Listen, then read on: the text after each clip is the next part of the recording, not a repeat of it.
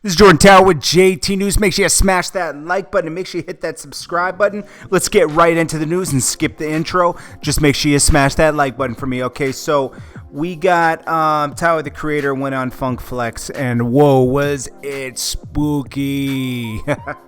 There was a lot of LGBTQ, whatever you call it, references. He talked about him and Flex looking through magazines and finding guys that they like, and he talked about he'd love to switch places with A$AP Rocky because he could have all the Sweden men. He talked about him and trying to get Flex's number. It was where Flex was understandably uncomfortable, but I think Tyler, the Creator, honestly trolls with all this stuff because he knows it will get attention. I don't not like Tyler, the Creator. Just like it was like, bro, you're choosing to be a troll. It's weird. I mean, Tyler, the Creator, has his own lane. He's always been very different. But this was a little spooky for me, I'll be honest. I mean, obviously, a lot of people were talking about it today, so I guess it worked. But I don't even know how to. I don't even know what to think about Tyler, the Creator, man. It's like, I guess this is hip hop now. This is what it is. Getting to real hip hop. Let's talk about Nas on the Drink Champs with Nore. Nore was. Let's see. I don't even know how to say this in a correct way. Nore was with Nas. He was definitely very biased with Nas. Didn't ask him any hard questions. Very boring interview. Nas is Nas. Nas is a legend. Nas is one of the best to ever do it, right? Nore made that very clear, but we already knew that, He said there would never be a Mobb Deep without a Nas. That's false. Juvenile Hell came out before Nas, so that's false. Mobb Deep, Nas, Tragedy, Marley Marl, all these guys they're Queensbridge, okay? Obviously, I'm leaving out some, but that the Queensbridge is deeper than just Nas, okay? It took the greats before Nas to make a Nas, and we can't forget that. It's like, I don't know, like a lot goes into it, so like he didn't even ask Nas. He was breakdancing around when the firm stuff got brought up. He made sure not to bring up Cormac, and I was wondering, why is Nas doing a Drink Champs now, and he didn't do it all this time before? And then it all gets revealed at the end that, he did a Mass Appeal deal. He said, we're announcing it here, we're going to Mass Appeal, and we're not going all Heart Radio. Why would you sign to Mass Appeal? Mass Appeal doesn't have a radio station. I don't know what you're doing. Like, and that was obviously the only reason Nas did the interview. Because, if you don't know, Nas bought Mass Appeal years ago. Mass Appeal Records, Mass Appeal everything. He owns Mass Appeal. Him and his Queensbridge investment group.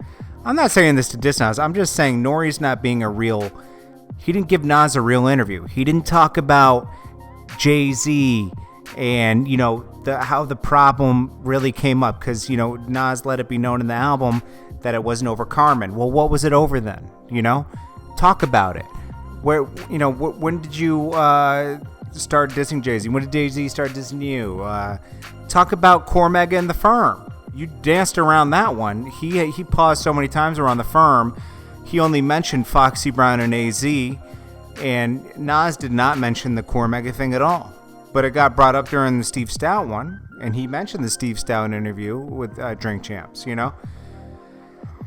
was he didn't ask Nas any hard questions. What about Khalees? Ask about that. Or maybe ask about just marriage in general, why it didn't work out. Or maybe Carmen, what went wrong there? How did Jay-Z, where did that rumor come from that Jay-Z was dating her? How did the Firm really come together? He didn't really mention that. He said AZ brought Foxy around. It wasn't about that. Nore didn't challenge Nas in this interview because he signed a Mass Appeal now.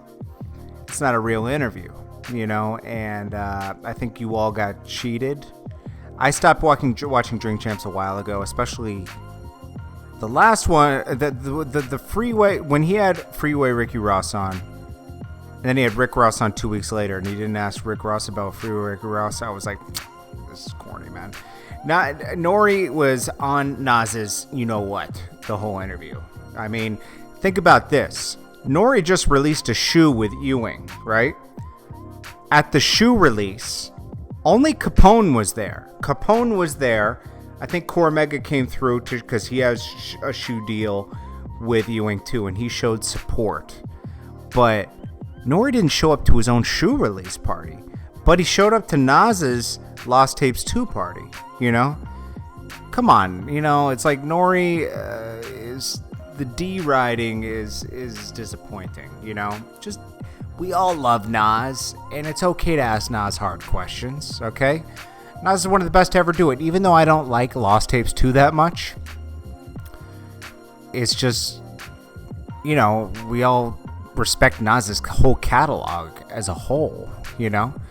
He's had his ups and downs in his career, but, you know, the ups are up, you know? The ups are life-changing. The ups are borough-changing. The ups are changing the scope of hip-hop, you know? I don't know. Nore, it was a very boring interview. We didn't really learn that much. We learned something about Biggie and Nas. That's about it. He didn't ask about even Queensbridge politics. And, you know, that song seemed to be mostly about P, but Nas said it had a little to do with P. But the song's only 2 minutes long, and for a minute and 30 seconds, you're talking about Prodigy. You know, talk about the mural. Talk about that stuff. You know, but he wasn't asked the right question, so it's not Nas's fault. And if he was asked about Cormega, he would have answered about Cormega. If he was asked about the firm and what happened and how Nature got it, like we've never heard Nas's perspective. And that's the point of an interview. You learn things that you didn't know before. So...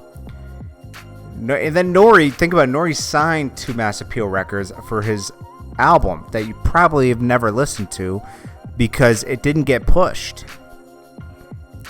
I don't know, man. I don't know how you support somebody else more than yourself. You know, Nore has a million deals and a million hands in his pocket at this point with Tidal, Revolt, and now Mass Appeal, okay? What is Mass Appeal going to do? That's what I want to know. Like, why would you sign a deal with Mass Appeal now? You have Tidal, so you're on Tidal exclusively for some reason. You're on Revolt exclusively for video. And then what is Mass Appeal going to do? And then he said, I would never go to Spotify and everything. Well, I'm going to tell you something, man. Joe Budden's on Spotify, and they're putting him on billboards, and they're pushing him. And I think he made a great choice to go to Spotify. I don't know if that was a shot at Joe Budden or not, but definitely, I think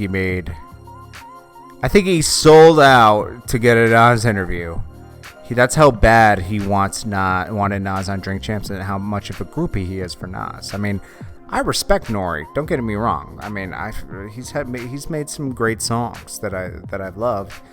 I even chilled with him once in Miami. I mean, once, you know. I mean, you know, Nore's a part of everything. About part of me growing up, you know. Listen to his music, you know. It's just greatly disappointing that he didn't come through on this interview. He didn't ask any hard questions. He didn't ask about how him and Steve Stout's relationship. He asked from going Illmatic to Stillmatic. What about the one that flopped, Nostradamus? What about that? What about coming off of Nostradamus and how he felt and how that inspired him to create Stillmatic? And then asked how Lost Tapes 1 came out. And then ask about Godson, and then how that led to he asked a little bit about Hip Hop Is Dead, but he didn't push the issue. Nas said, I don't remember why I called it Hip Hop Is Dead. Push the issue a little more. Then he came out with Nas. Then he had a divorce, and then, you know, he came out with the Kanye album. He didn't really push that. Everybody knows that album wasn't that great. People weren't excited. And where's the missing Nas album? Guys, there's a missing Nas album. When DJ Khaled said Nas album done, He was not talking about Kanye's album. Kanye's album wasn't even in the mix yet. Think about it. Khaled's album came out. I think The Keys or something. And he said Nas' album done. 2 years later, Kanye's in Wyoming. Or a year and a half later, he's in Wyoming. Invites Nas out to make an album. It wasn't even a thought then. Nas has an album that's supposedly done that Jungle has been teasing that we don't have. And it wasn't asked about. That's my point. So Nore failed horribly in this interview. He didn't ask about Jay-Z, Core Mega, past deals, and his new album, and Queensbridge and Prodigy and the mural. Anyways, guys, what do you guys think? Tell me what you guys think of the Drink Champs, and I'll check you guys later. It's Jordan Tower with JT News. Check you guys later. Peace.